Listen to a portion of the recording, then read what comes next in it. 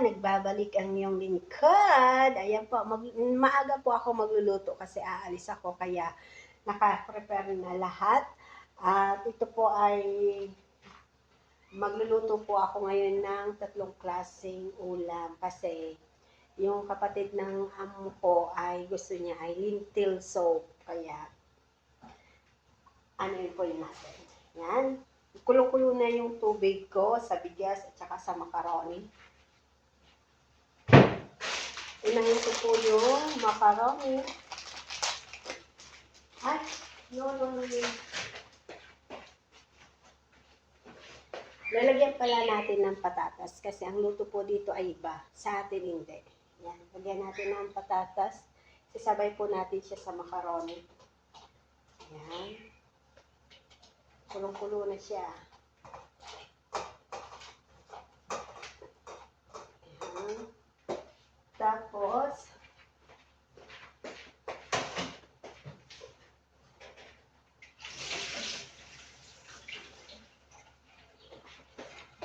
at dito naman po sa kabila ay yung bigas. Yung bigas natin. Luto-luto na tayo.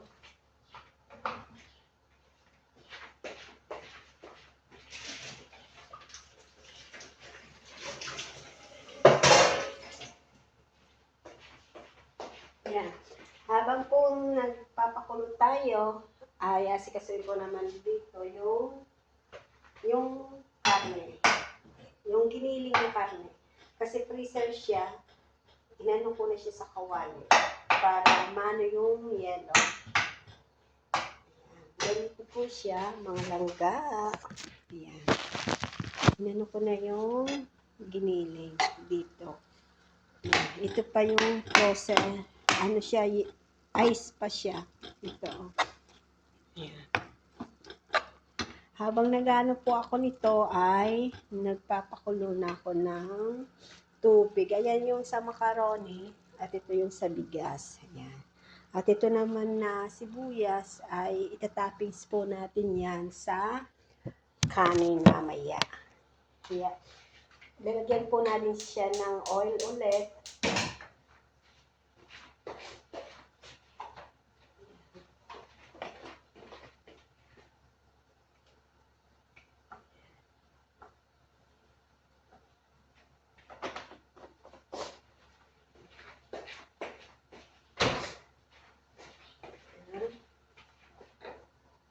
Pag kulong-kulo na po itong bigas na alam po natin na kalahati na yung luto niya, tatanggalin po natin siya sa tubig. Yun po ang procedure ang pagluluto dito ng kanin nila. At habang nag-aantay po ako na luto yung patatas, ay mamaya-maya po ay lalagyan na natin yung macaroni.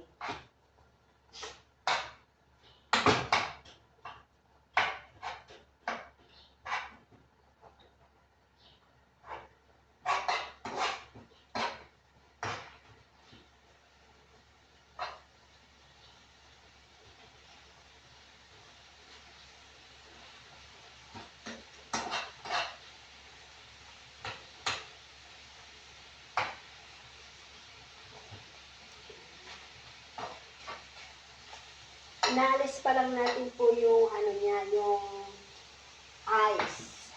Wala pa po siya kung ano, inaano lang po natin siya.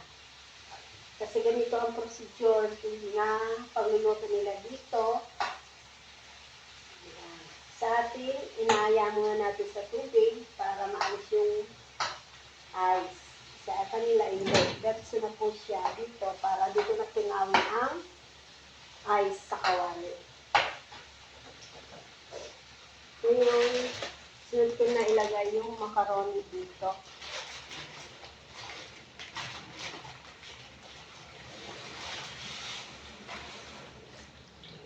Siya.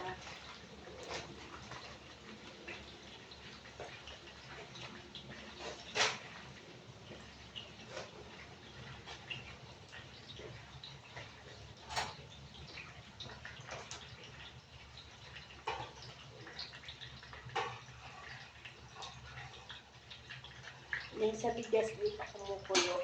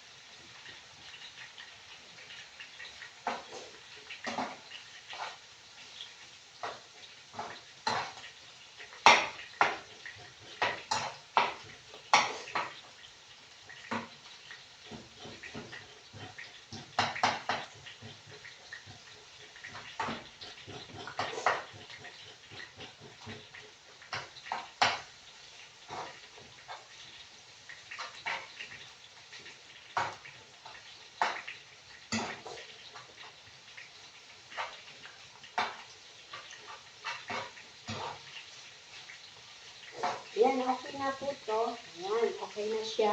Ilalagay na po natin yung bawang at sibuyas.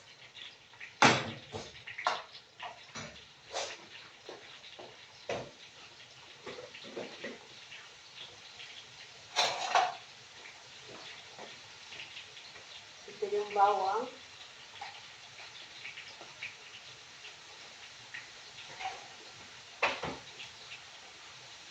At ito yung sibuyas.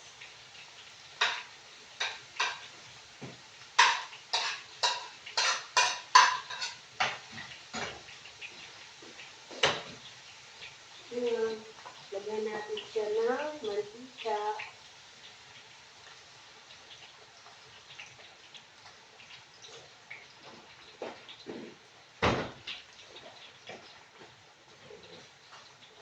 Halo-halo na po natin siya para sabay-sabay silang maluto. Ganito ang procedure na pagluluto nila. Kaya dapat sundin natin.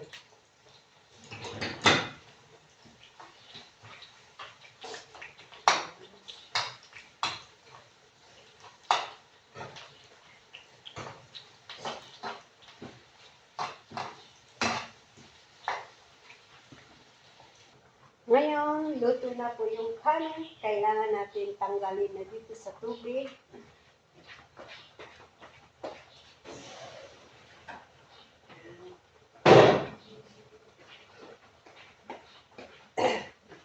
Yan po.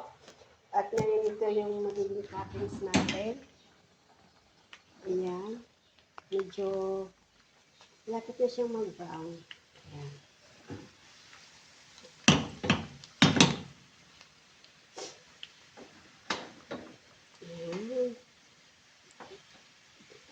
Ngayon, ilalagay na natin yung kanin sa kaldero kung saan natin para tapos balik natin siya kasi hindi siya luto. Kalahati lang ang luto niya.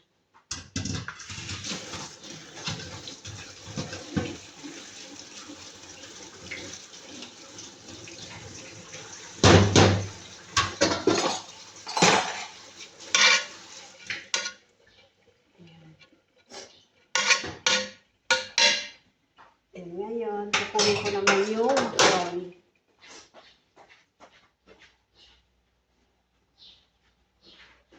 Ayan. Ito na rin yung macaroni. Ayan.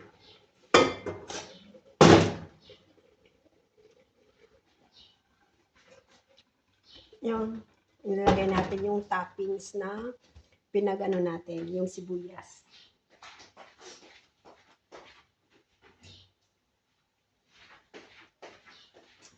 Ito yung toppings niya, lalagyan natin siya ng kaunting kulay. Ayan. Ito yung saffron powder. Yun ang gusto niya. Laging may kulay. Ayan na. Ito na po yung toppings natin na sama natin yung mantika. Ayan. Ayan. Okay na ang ating kanin. Ilalagay naman natin ulit siya sa gas stove. Ayan, ilalagay na po natin yung mga ingredients sa ating giniling. Ayan. Ayan. Ayan natin siya kasi lalagyan natin siya ng tomato paste.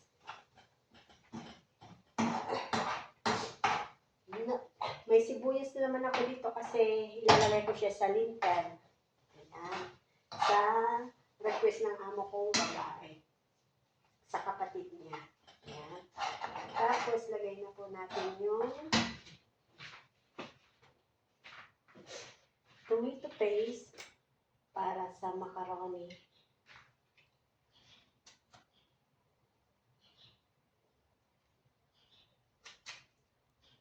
Ayan.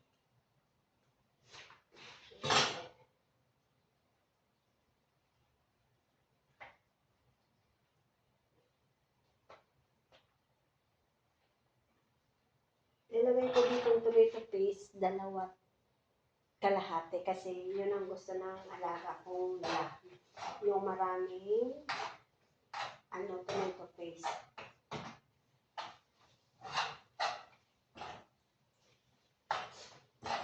Halo ko muna.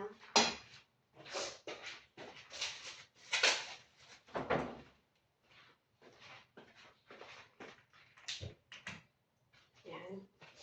Ito na yung pangalawa. Yan ang mga langga. Pulang-pula na siya. Dalawa lang na tomato paste ang nilagay ko. Kasi pulang-pula na siya. Kaya ready na natin i-mix sa makarami ng alaga ko. Yan na.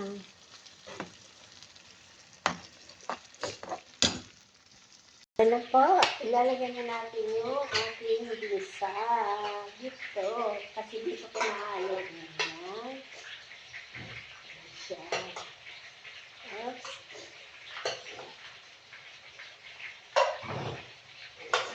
Yan, hali na natin ating pangalawang pagluluto sa araw na to, tanghalian.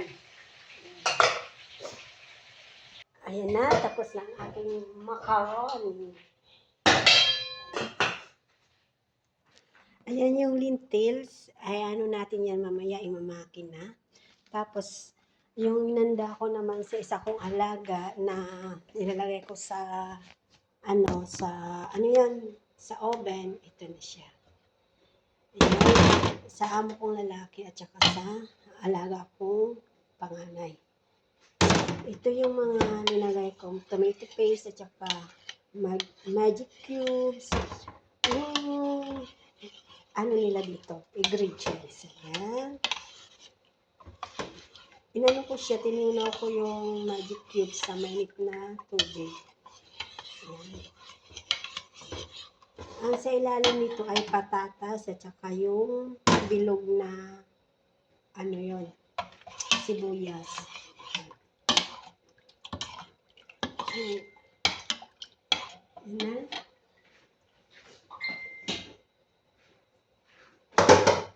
Siyempre, lalagyan natin siya sa ibabaw ulit ng bilog na sibuyas. Paborito kasi ito ng alaga kong panganay. At siyempre, titimplahin na natin. At itong natitirang patatas ay lalagay natin sa lintel. Buksan natin. Yan.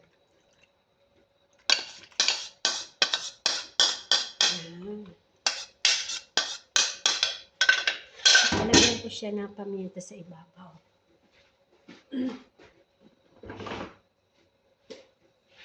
Lagyan natin siya ng paminta, tapos ilagay natin siya sa oven. Takpan natin siya ng aluminum foil. Yan na mga langga. Ayan, tatakpan natin siya ng aluminum foil. Kasi ilalagay natin siya sa oven.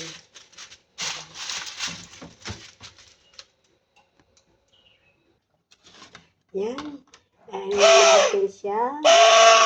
Ito po yung little. Ayan.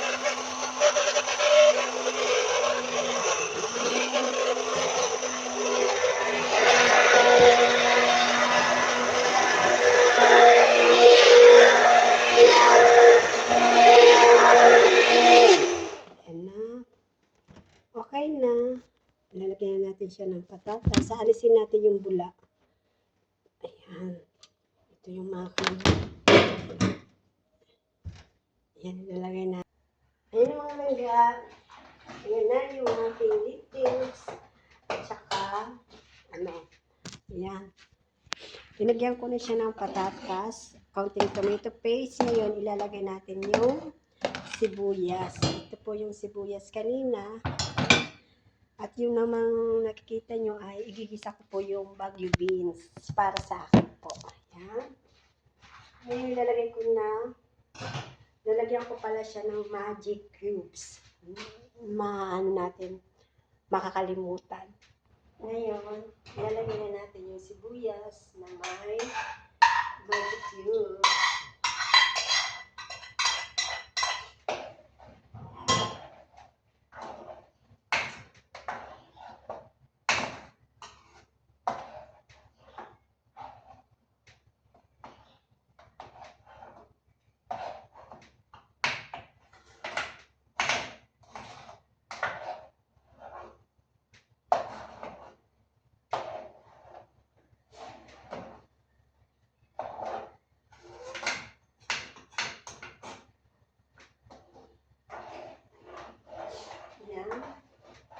na siya.